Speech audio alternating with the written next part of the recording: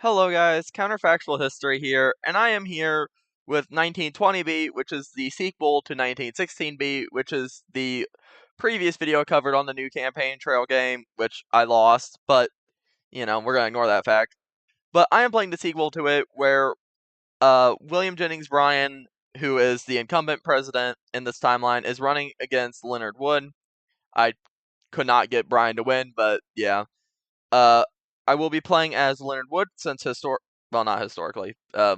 In this timeline, he's the one who canonically wins because the follow-up election to this one has him as the incumbent. So we're going to be playing as Leonard Wood since, we want to continue the trend of playing as the candidate who canonically won in this timeline. So William Jennings Bryan's 10 years president has seen the same disorder that he was originally elected to quell: economic crises, race riots, pervasive strikes, and anti-communist paranoia has gripped the nation, and many feel Bryan is to blame. General Leonard Wood hopes to ride this wave of dissatisfaction to the White House, much like Bryan did 4 years prior. Because, the way the mod is supposed to go, so it starts off with Theodore Roosevelt winning a third term in 1912, moves on to 1916, where Theodore Roosevelt had gotten America into World War I in 1915 rather than 1917 like it happened historically. So Roosevelt was dealing with a huge anti-war movement. His mobilization policies weren't popular, and Bryan, in the mod's storyline that it presents, basically Bryan just rides the wave of unpopularity into office. So because Theodore Roosevelt was so unpopular, Bryan basically just coasts to victory. But now Wood will need to unite his party after a bruising primary and avoid alienating voters with his internationalist views.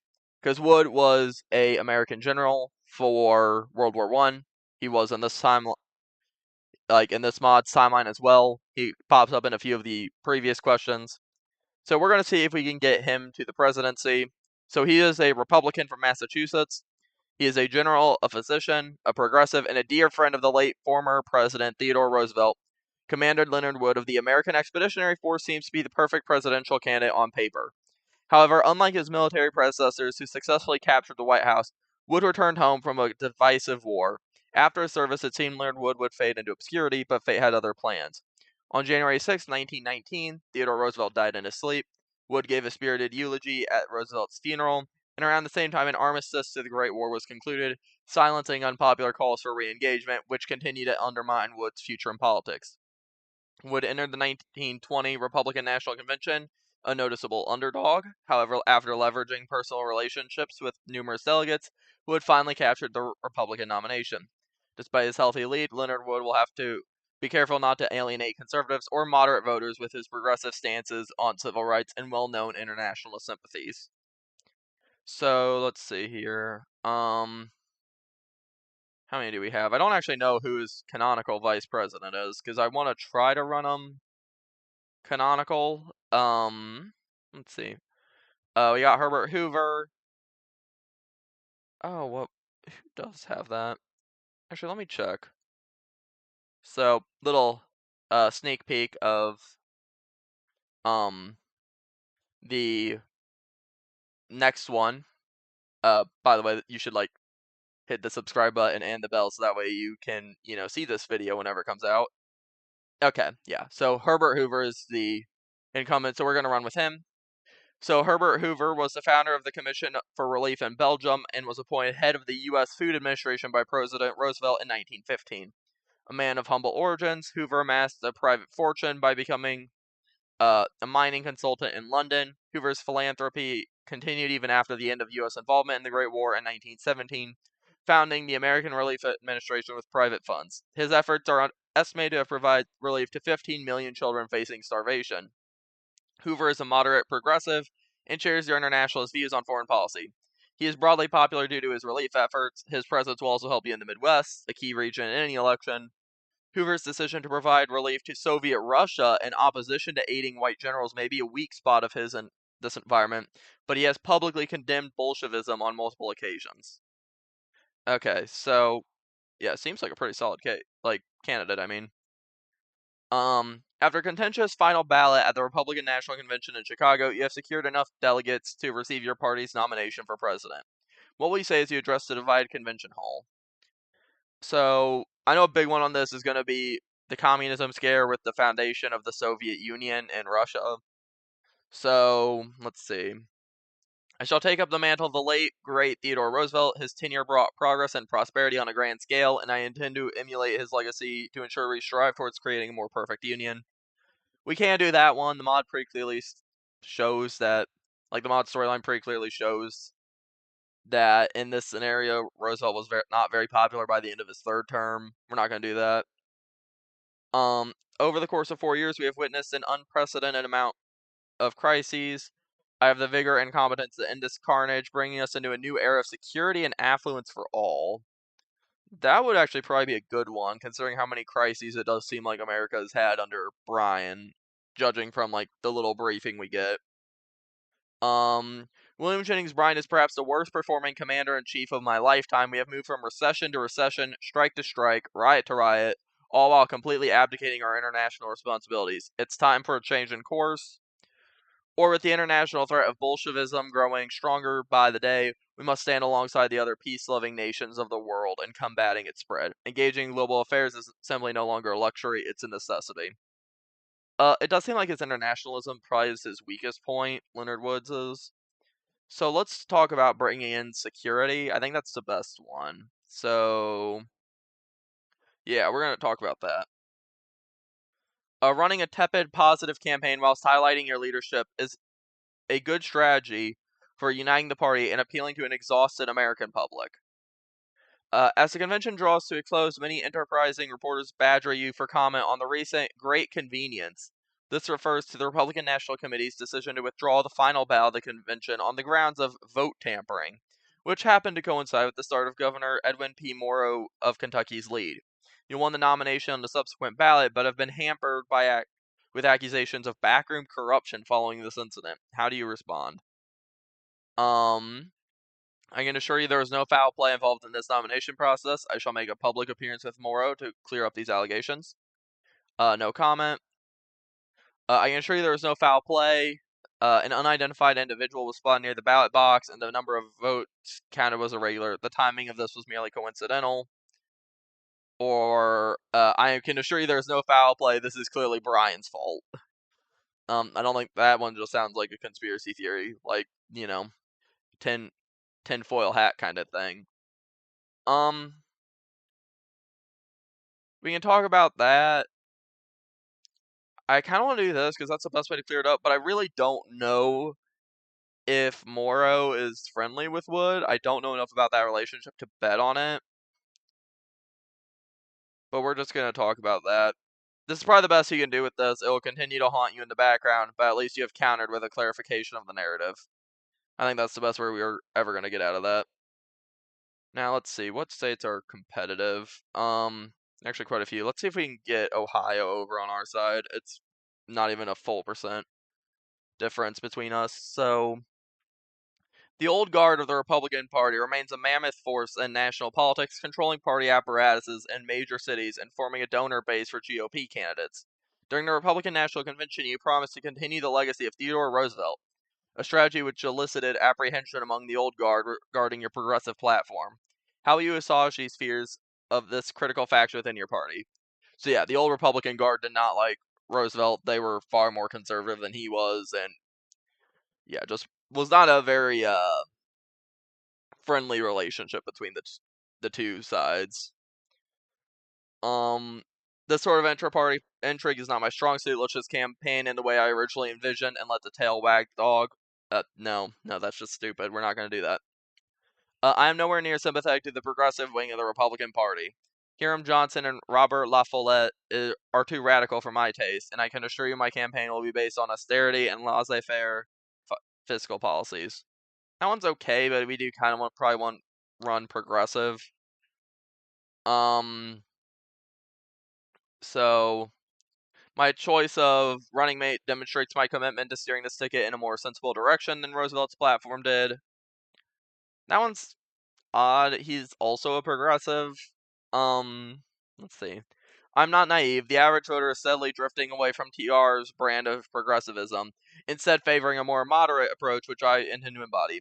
I shall only invoke Roosevelt's legacy to remind the party how far Brian has led us astray. I think that's the best way to do it, because by this time there was a strong sense of like return to normalcy.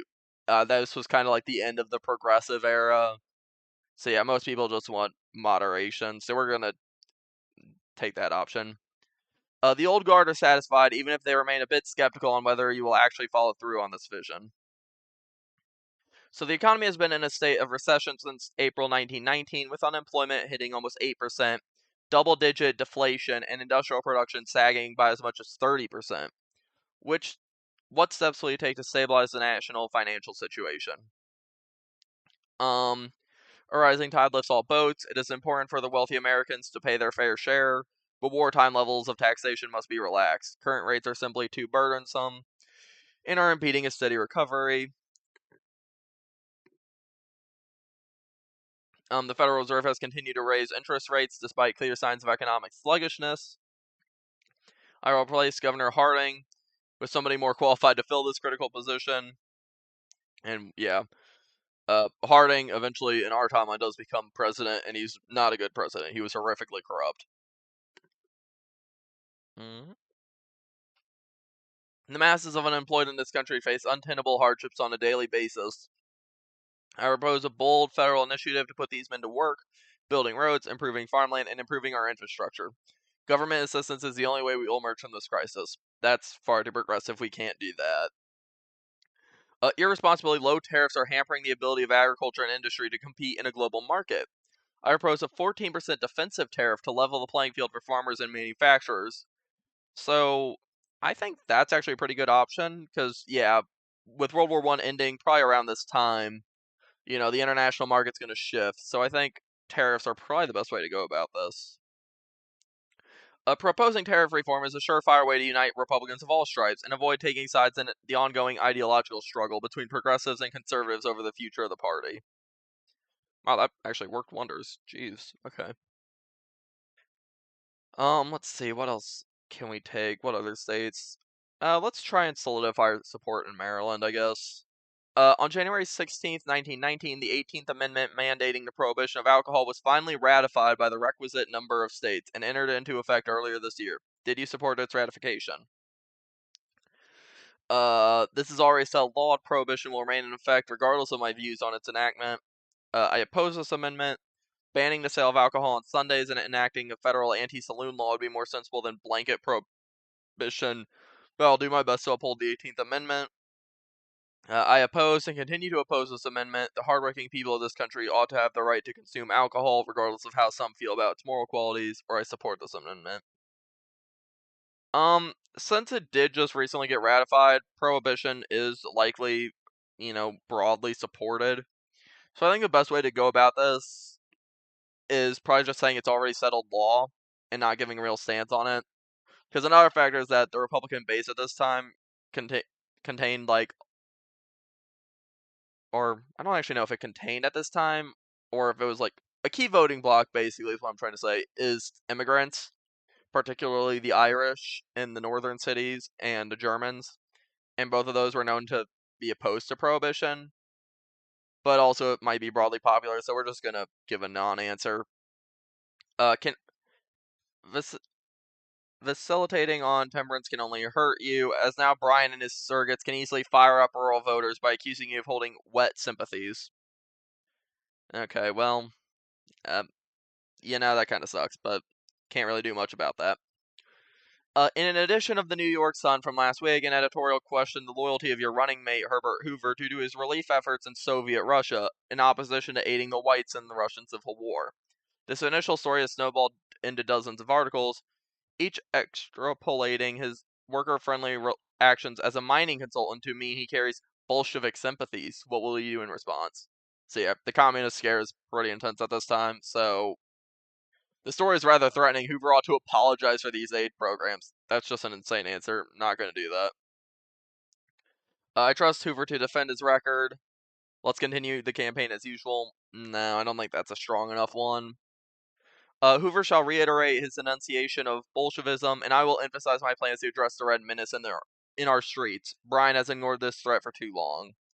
I think that's the best way to do it. It clears Hoover and hits Bryan back. So these attacks are pretty weak, and deflecting this onto Bryan makes this a net positive for your campaign. Oh, I thought it was talking about my attacks on Bryan were weak. Okay, I was like, what do you mean my attacks are weak, but it's a net positive? But yeah, no, that makes more sense. So yeah, that worked out well. Kansas is seemingly faltering, so we're gonna go there. Last week, over the course of 2 days, another race riot of dramatic proportions erupted in Tulsa, Oklahoma. After the arrest of a black shoe shiner named Dick Rowland for the assault of a white woman, a crowd of armed black men clashed with a mob of white men attempting to lynch Rowland. This incident set off a chain reaction of violence across the city and led to armed mobs of vigilantes and the Oklahoma National Guard attacking the affluent neighborhood known as Black Wall Street, killing 36 people and destroying hundreds of businesses. If elected, how will you prevent such events from happening?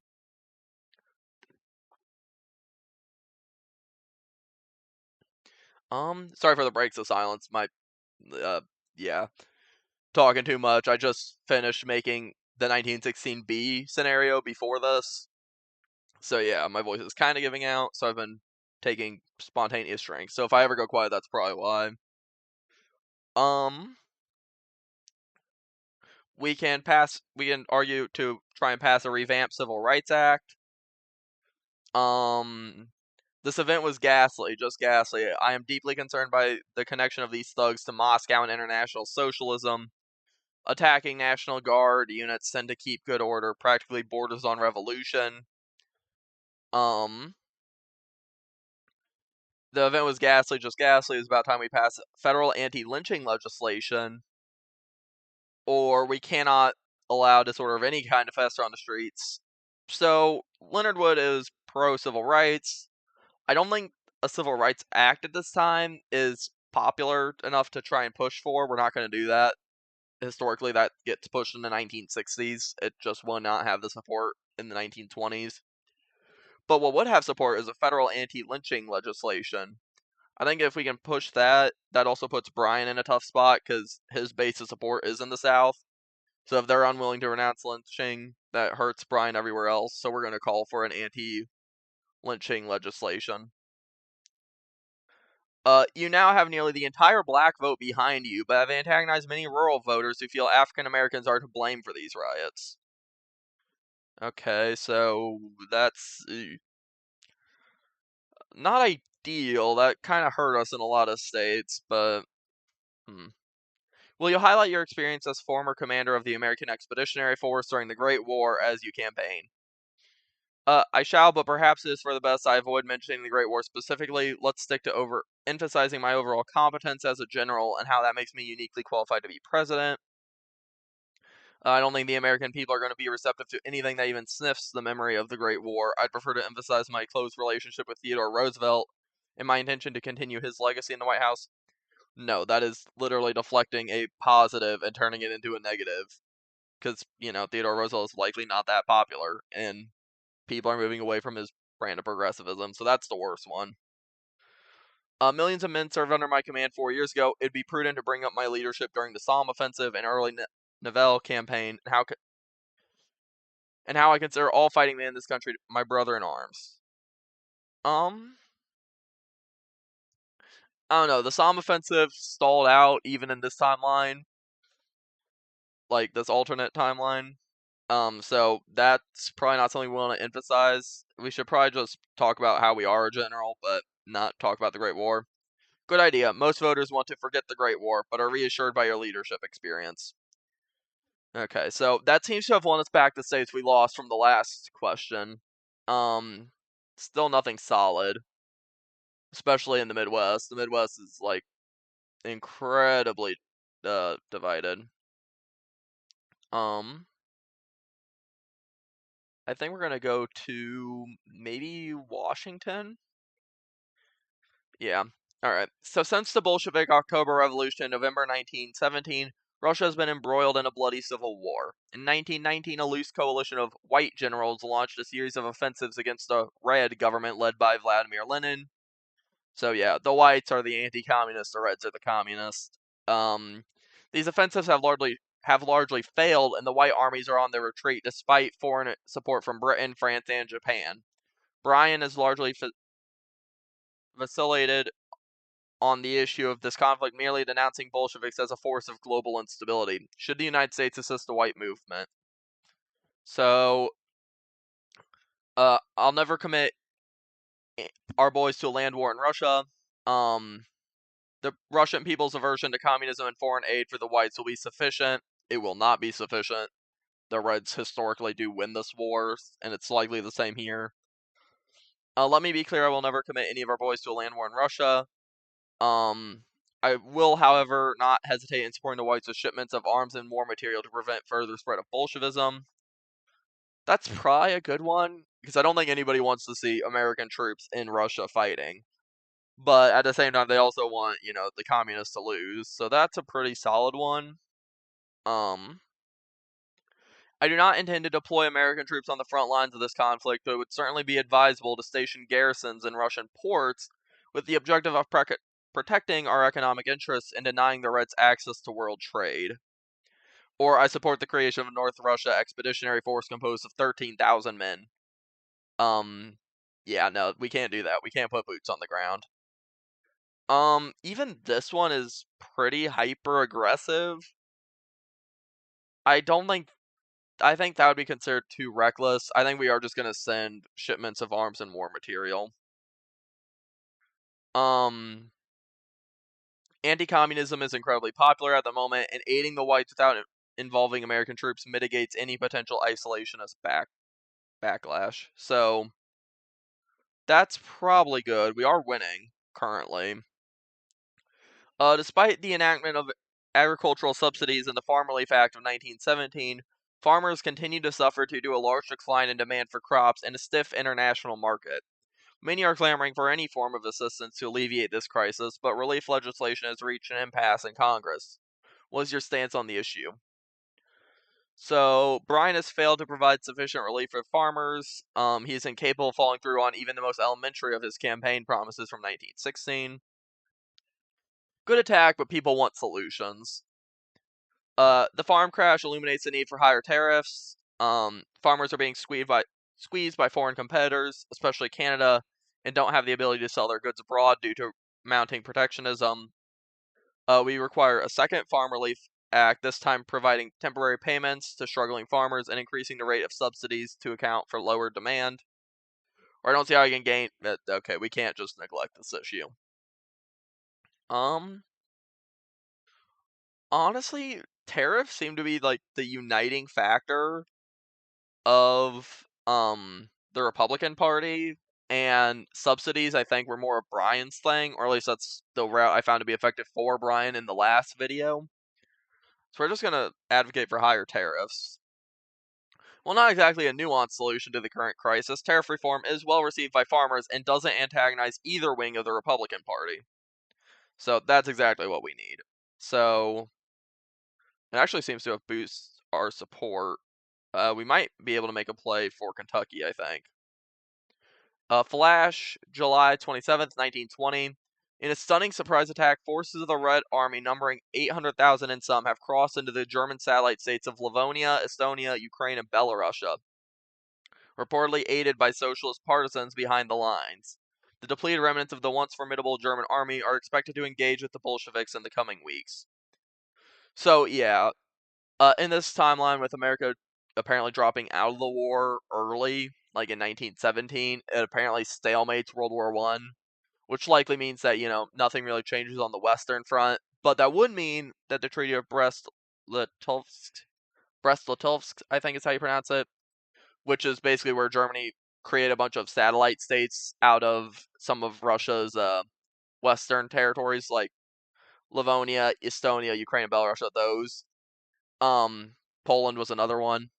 But yeah, all those states were created with the Treaty of Brest-Litovsk. So they're German satellites. So if Russia's invading these, this would probably lead to a war between Russia and Germany. So this is quite alarming. We must immediately dispatch troops to aid the Germans in pushing back this barbaric assault. We can't send troops to aid Germany. That's no, not a shot. Again, we can't really put boots on the ground for anything at this time. This is quite alarming. I can only hope the forces of the German Republic succeed in holding back the Red Menace.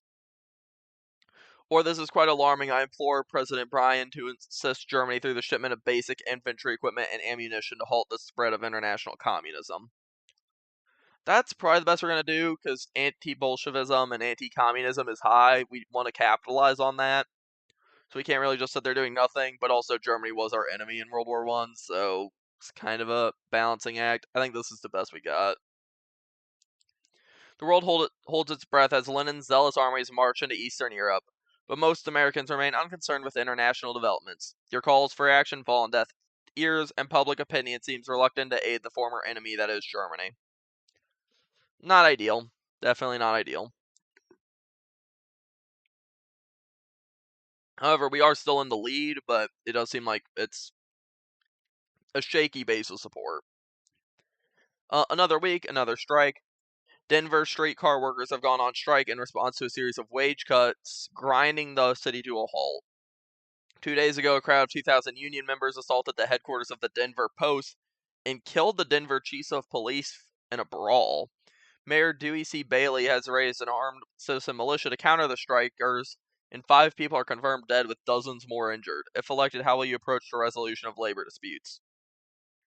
I refuse to tolerate any form of mob violence, whether it be the result of a strike or a petty fracas. If labor unions wish to see their demands fulfilled, they should avoid resorting to violence to accomplish their goals. These destructive incidents are clearly the vanguard of a communist revolution. I shall aggressively combat the influence of unions and instruct the Justice Department to investigate their connections to Moscow. Too often it seems violence of this kind is fomented by the interests of big trust, not the working man. Strikes would not occur if employers simply provide adequate wages. And tenable working conditions, which I hope to mandate through federal legislation. Or the primary reason these disputes are spiraling out of control is the colossal blunder of arming amateur strike breakers before negotiations can conclude. So these two are too friendly to the strikers and the union workers. At this time, that would just not be a popular position because blame would be falling on the union and the strikers. So we're gonna just say we refuse to tolerate any form of mob violence, because that one comes out too harshly against the workers, but this one I think is a very good middle ground. This is in line with most Americans' perceptions of the strikes, even if workers and progressives are less than thrilled by the zero tolerance approach. So that works for us. Does seem like California is slipping, so we're gonna go there. With campaign season in full swing, where will you choose to speak? I shall address a brigade of soldiers stationed at the Rock Island Arsenal, Illinois. My experience as a military commander makes me the only man capable of restoring order in our streets. I wish to speak to a crowd in St. Louis about my agenda to revive our economy. I promise to guide this nation back on the path of progress and affluence for the average citizen. Presidential candidates rarely venture into the vibrant Harlem neighborhood of New York City, but I would like to organize a visit. I shall meet with community leaders, patronize the local arts, and bring up my support for a comprehensive federal anti-lynching law. Or communism poses an existential threat to our republic. I shall emphasize the ongoing encroachment of red influence in Eastern Europe in a speech to the good folks of Milwaukee, stressing the importance of confronting foreign and domestic sources of Bolshevism. I think that's the best way we can do it, especially with how big anti-communism is in this election. 12-year-old named Joseph McCarthy listens to your speech intently from the back of a dense crowd. Bashing communism is a surefire way to energize an increasingly paranoid electorate, and mentioning the ongoing Soviet-German war subtly boosts the relevance of foreign affairs in the minds of many voters. So yeah, communism is definitely the one to just keep hitting. I don't know why California is continually not solidifying. Whoops. Okay. How would you like to attack Bryan as you campaign this fall? Our farmers have been betrayed by their supposed champion. Bryan's attempts to provide relief failed miserably and resulted in untold misery for the thousands of farmers who form the backbone of the nation. Bryan's record on economic management is horrendous. He has kept the tariffs low, appointed incompetent financial regulators, and vacillated in the face of paralyzing strikes. Let's make an attempt to remain above the fray, focusing on my own solutions rather than attacking Brian's failures. Or Bolshevism continues to germinate overseas, all while Brian sits on his hands. His ignorance of global developments imperils our way of life and necessitates a rigid defense. I honestly think this one is better considering how many strikes we keep hearing about. So I think we're gonna do that. Because that one's too passive and we need to attack Brian. That one could work. But I think this one is better with how many strikes we're seeing. This hits Brian exactly where it hurts most. Yeah, so that was kind of what I was hoping for. Let's see. Where's the next state we can win over? Let's see if we can get Idaho. I don't really know why. It's not that important for electoral votes, but why not? The Red Scare is entering its second straight year, characterized by widespread hysteria and fears of a potential socialist revolution. Brian has only implemented token measures related to the issue, notably saying he wasn't elected to go sign another sedition act. What will you do as president to address communist infiltration? I can't morally justify exploiting this sort of paranoia for political gain. Oh no, I can absolutely justify using this paranoia for political gain. I'm not gonna not take advantage of it. Is it not prudent to consider our wolves at war with Bolshevism? I propose a second sedition act targeted at cleansing this nation of anti-capitalist and anti-freedom rhetoric. That one's probably a little too harsh on the topic. Recent strikes orchestrated by organized labor seem to be primed for paralyzing this nation's ability to effectively respond to a Leninist coup. Wood administration will devote significant resources to investigating union ties to Moscow and suppressing their revolutionary efforts. Or I shall instruct the Justice Department to monitor leftist militant activity from coast to coast and authorize them to conduct preemptive raids if necessary. For too long, we have allowed anti-American organizations to plot in the shadows. I don't like either of those two options. I think this one's actually the best, especially with how many strikes there have been. Being so stridently anti-union makes industrial workers' choice in this election much easier, in addition to hurting image among progressives. The fervently anti-communist majority appreciates the stance, however. Wow, that made the election map look very, very cursed. Don't like the fact that I lost Ohio and Indiana, but it might be worth it for the gains elsewhere. Now, President Bryan has recently made made public his opposition to Charles Darwin's theory of evolution. In his speech to World Brotherhood Congress, he referred to Darwinism as the most paralyzing influence with which civilization has had to deal with in the last century. Will you bring this up as you campaign? Let's see. Yeah, so I don't actually know what the public opinion on evolution was at this time, but I think this is probably the best attack of the fact that Brian is exhibiting more interest in scholarly inquiries on the origins of life than the welfare of the American people during this period of unparalleled turmoil demonstrates his utter incompetence. I think that's a solid attack to make. Good move. Especially with how, the religious people at the time probably did not favor evolution. So avoiding this hot button issue while attacking Brian for his divisionary focus on Darwinism may be your best option. Nearly brought back Indiana, actually. Might try to get that. Let's see. Yeah, Indiana has more votes than California, so. Flash, August 15th, 1920. The Austro-Hungarian Empire is in the throes of revolution. Southern communist uprising last week in Hungary, Bohemia, Illyria, and Galicia have overwhelmed the decentralized Habsburg state, leading to the final collapse of the once influential dynasty of 8 centuries. Red Hungarian militia stormed the Hofburg in Vienna, executing Karl I of Austria and his family in broad daylight. Central Europe is in flames. Jeez, okay. Yikes. Okay, the Bolshevik invasion of Europe progressives. It is now of critical importance for Germany to successfully resist Soviet aggression. We must assemble an alliance of free nations across the Atlantic to unite the interests of liberty against the pernicious forces of Marxism. Or the Bolshevik invasion of Europe progresses. It is now of critical importance for Germany to successfully resist Soviet aggression, and we ought to provide them with the necessary armaments to do so. I think that one's a little too internationalist. That one is just a nothing burger. This one is the best one we got, so we're going to go with that. The rise of international communism has reached such a point that the American public is finally receptive to a slightly more interventionist stance such as this one, and begins to doubt the effectiveness of Bryan's merely diplomatic response. So despite Champ Clark's presence on their party's ticket, prominent Democratic bosses remain uncomfortable with Bryan's constant denunciations of urban political machines and continued embrace of progressive economic policies. Tammany Hall's Charles Silent Charlie Murphy has inquired privately about meeting you through surrogates and possibly discussing why you'd be preferable to 4 more years of Bryan. Will you accept his offer?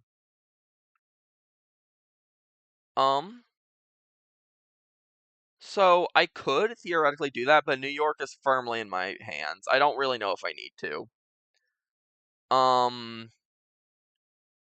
So we can say no, I will not. I have no need for his dirty tricks. We can say yes, I shall. I will discuss my plans to guide the nation back into a state of calm and how my victory would ensure the end of Bryan's grip on the Democratic Party. That one's a gambling answer, which my luck with those is terrible. I think this is the best one. No, I will not. In fact, I think it can afford to denounce the Democrats' political corruption outright. Despite all Bryan's talk, he and his fellow party members are still being carried into office by electoral debauchery. So while Murphy and his acolytes mobilize against you in northern cities, this statement is a good way to undermine Bryan's standing with the average voter, despite its clear hypocrisy. And it didn't even cost us New York. So yeah, that is just basically a free political attack. We're going to go for Tennessee now. Passage of the Jones Act in 1913 gave the Philippines limited autonomy and expanded democratic institutions.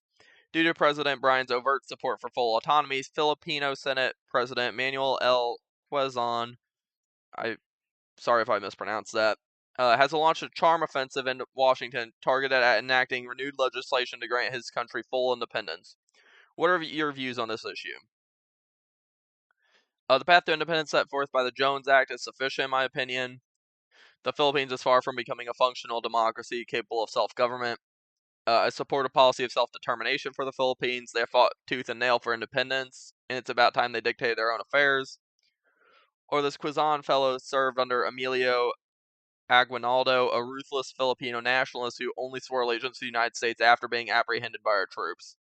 I'm confident the Philippines still requires our protection from these extremists. I think we're just going to take the middle route and say that the independence set by the Jones Act is sufficient.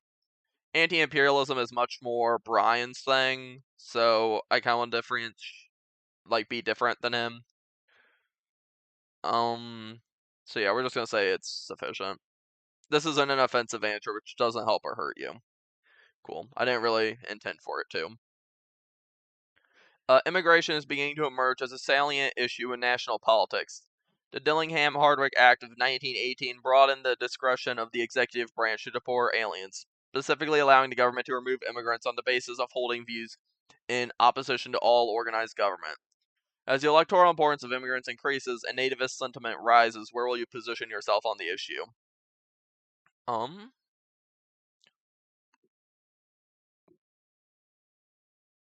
Let's see. It would be best if I didn't take a side. No, we have to take a side. I support the status quo. I propose the establishment of quotas limiting the amount of incoming immigrants. Market simply cannot handle it. Or I was glad to see the passage of the act as anarchists increasingly threaten our national security. I support further laws to prevent any Bolshevik agents from arriving on our shores as well. I think that's the best one to do, especially with the anti-communist sentiment at the time. Pivoting to anti-communism here isn't a bad idea, even if it doesn't excite those resentful of immigrants all that much. Well, I mean, it's something, I guess. I'm not particularly concerned about that, considering how big anti-communism is as a crowd. So it has been almost a year since the Treaty of Maisons-Lafayette, Maisons-Lafayette, I think that's how you pronounce it. Treaty of Maisons-Lafayette, the final piece which ended the Great War and forced Germany to grant colonial concessions to the Entente while barely altering the borders of Europe beyond the return of Alsace-Lorraine to France. What are your opinions on this settlement? The treaty was certainly preferable to a German victory. It is unfortunate, however, that no broader institutions were established to safeguard peace. That one's too internationalist. This treaty was certainly preferable to a German victory, but was obviously unsuccessful in preparing the European continent for countering Soviet aggression. The treaty was certainly preferable to a German victory. I do wish minor powers such as Italy were better compensated for their sacrifice. Such a lopsided peace threatens to breed resentment in otherwise stable nations. So that is true. Italy kind of got the short end of the stick. Of they was promised all this territory and it got very little of it. It should eventually contribute to the rise of fascism in Italy in the 1920s. This treaty was certainly preferable to a German victory. If I were president at the time of its negotiation, however, I would have secured America's role as mediator. Let's see. That one's too internationalist. This one doesn't really make sense.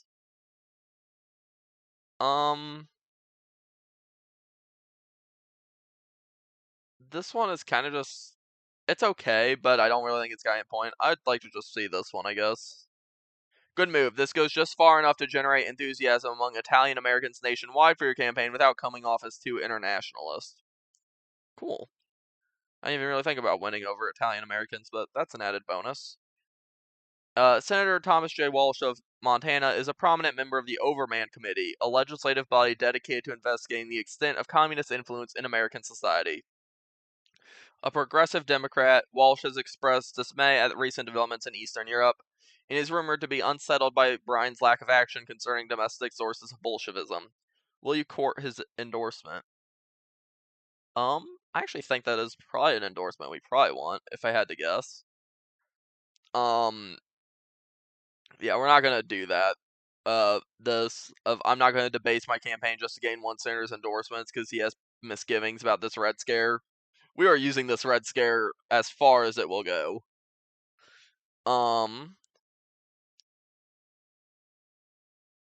Let's see. What truly sets me apart from Bryan is my willingness to do what needs to be done to stop the spread of communism abroad. I shall share my comprehensive program of foreign containment measures with Walsh. I think that's probably the best we can do. We don't really want to do progressive stances, especially considering, those aren't particularly popular, and also this guy's whole thing is that he's upset about Bolshevism, not progressivism. So, Walsh mulls over your ideas for a while and eventually decides to endorse you. This will help you in the Rocky Mountain region. So yeah, that's what we wanted. Your running mate, Herbert Hoover, is incredibly popular with the American public, known in many households as the Great Humanitarian. How will you utilize him on the campaign trail? And that is something Herbert Hoover deserves credit for, because he was a very, effective humanitarian. And he has, a long string of accomplishments in terms of, humanitarian projects that he deserves credit for, even if his time as president in our timeline wasn't that great. So, let's see what we can have him do. Over 4 million men served during the Great War, and their votes will be key to victory.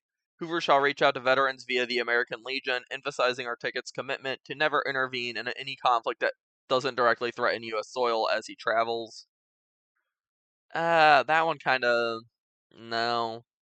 I don't think that's what he would be best at. Hoover shall visit urban workers across the country, speaking to them in factories and community halls. His speeches will cover his humble beginnings, along with my plans to revive the economy and prevent this nation from tearing itself apart at the seams. With the ratification of the 19th Amendment, the size of electorate has theoretically doubled. Hoover ought to tour hundreds of women's organizations, with a special emphasis on middle-class ladies who will actually vote this fall.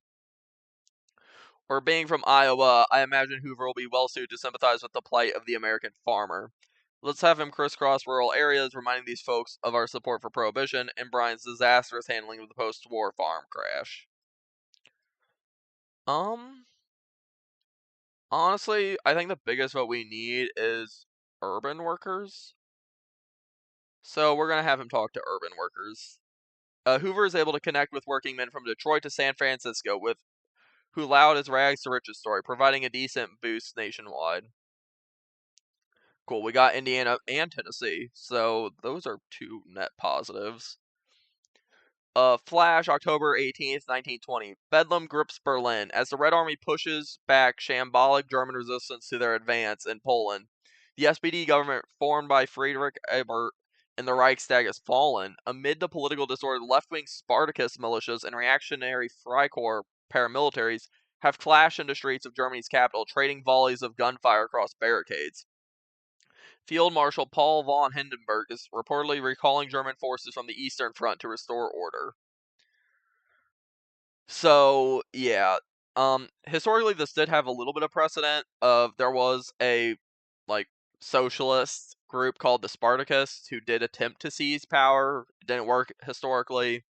And the Freikorps were basically a right-wing paramilitary group to fight the Spartacists and other leftist organizations. So, yeah, this does have basis in history, but definitely not good for this timeline. Especially if the actual official government has collapsed.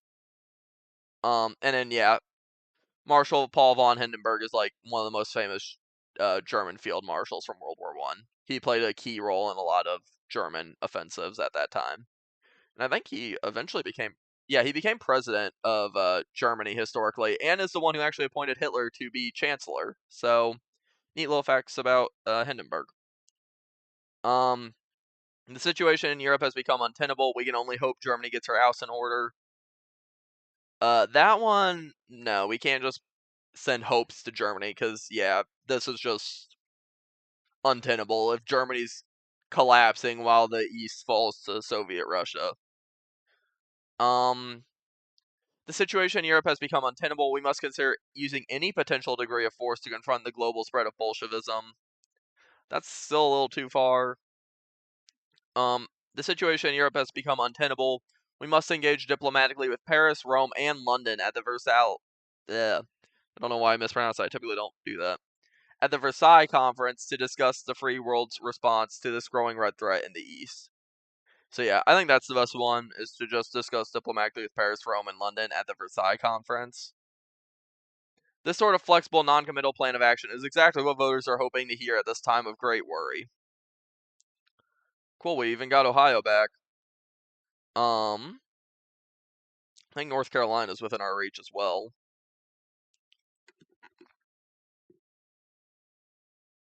Theodore Roosevelt's children have offered to hit the campaign trail on your behalf. How will you utilize their support? I am humbled by their kindness. Let's have Ted, Kermit, and Archie discuss their experiences as veterans of the Great War and emphasize my plans to continue their father's legacy. Nope, can't do that. Because, obviously the Great War is still not popular, and honestly, neither is Theodore Roosevelt. I appreciate their support, but I remain uncomfortable using their father's passing for political purposes. They'd best serve my campaign as close confidants. No. Definitely not that. We have to use anything and everything. And then these two are both, gambling. I'm humbled by their kindness. The public has been enthralled with Alice since she wore that stunning blue dress back in '02. So let's have her hit the trail and build a media circus around Wood 1920. It's risky. I'm gonna gamble on that one because that one's kind of a lose, and that one is just nothing. Alice Roosevelt's long worth speaking to her goes well at first, but her insistence on dunking a voodoo doll of First Lady Mary Baird Bryan in boiling water at events creates national headlines, has the unintended effect of raising President Bryan's favorability. I don't even know what to say to that. Why is that something you would do on a public speaking tour? Okay.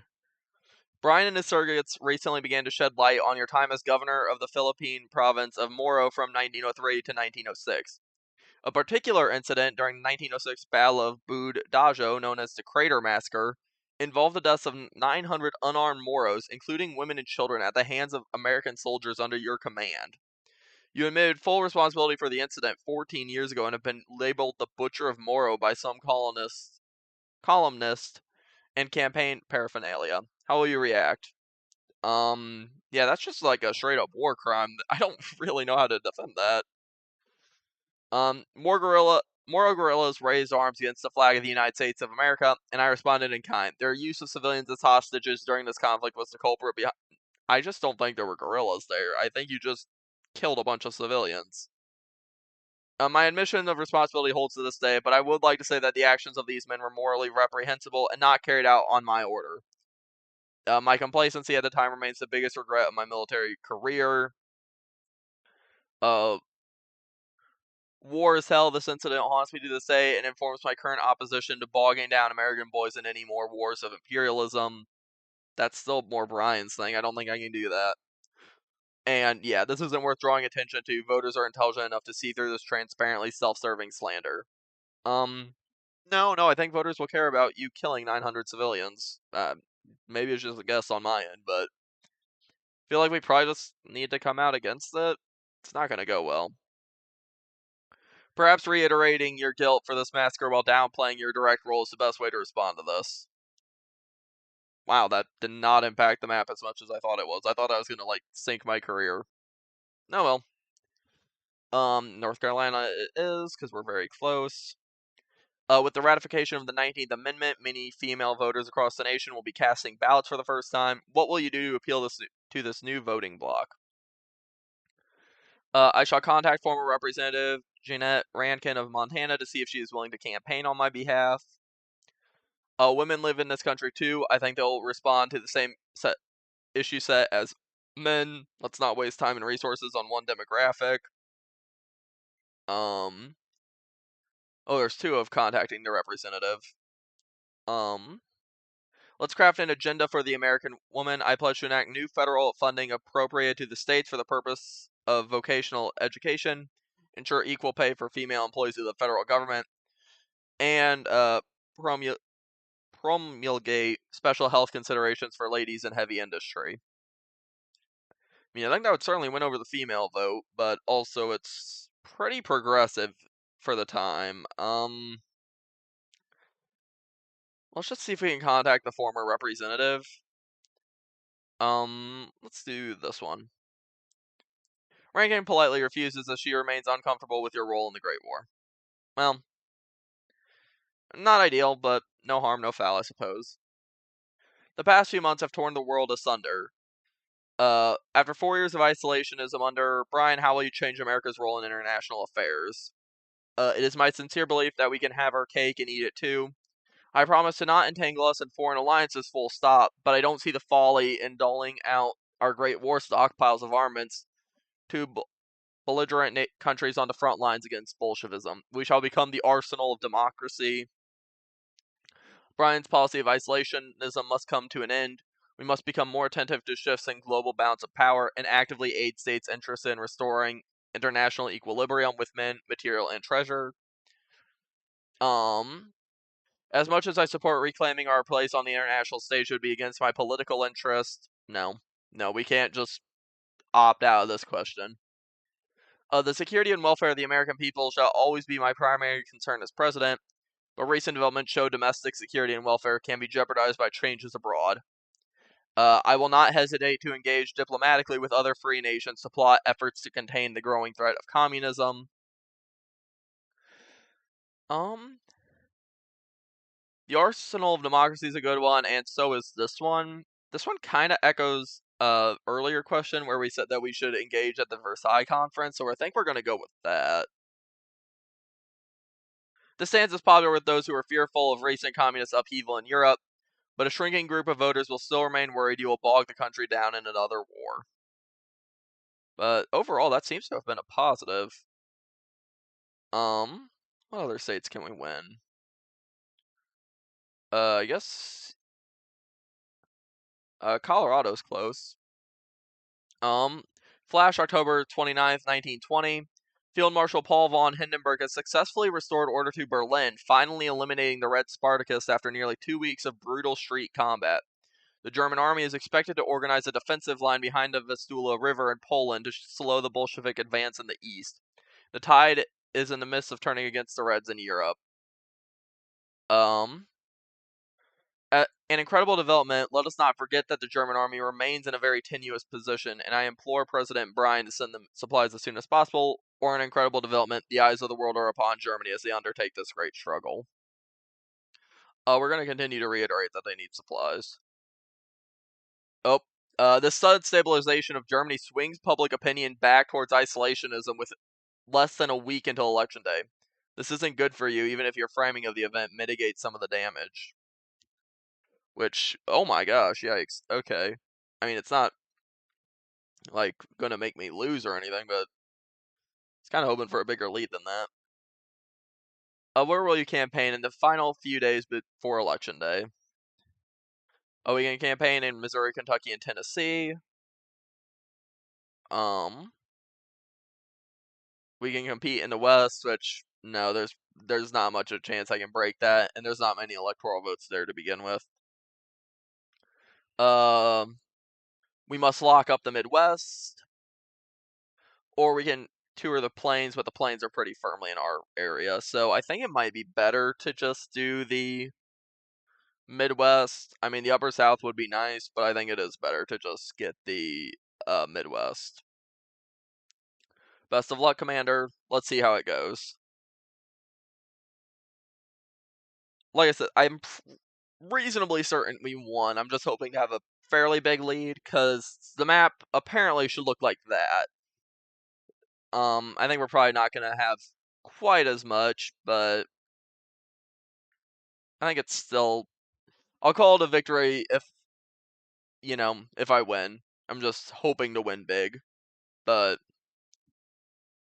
no guarantees it will look like that map. Even if that is... I'm pretty sure those type of maps are like the canonical ending to these elections, I guess. But let's see. Nope, Ohio didn't turn back to us. Man, they really did not turn back to us, jeez. Seems like the rest of the Midwest locked up, though. And we did win the election, so... Would victorious America cast Bryan aside? This headline adorns the front page of the Columbus Dispatch. While Bryan put up a better fight than originally predicted, you still managed to win handily. Some speculate Field Marshal Hindenburg's miracle on... I don't know what that is. Had something to do with Bryan's improved showing in the polls, but you have won regardless.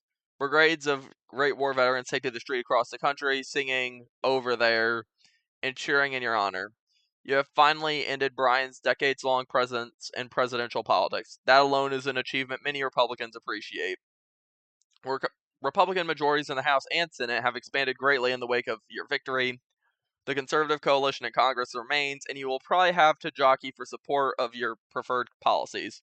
Raising tariff rates, reducing taxes, and increasing diplomatic engagement with the great Western democracies will likely be your first priorities in office. Perhaps you can finally pass for an anti-lynching bill as well. If you manage to preside over a period of economic recovery and relative stability at home and abroad, you should have no problem winning re-election in 1924. So, overall, I'd say that went well. The map looks a little different, but overall, it's got the same gist. But anyway, that is going to end the video. So if you guys enjoyed, like and subscribe. If you're interested in seeing the 1924 follow-up to this election, please subscribe and hit that bell so you'll be notified when that video comes out. And I will see you guys in the next video.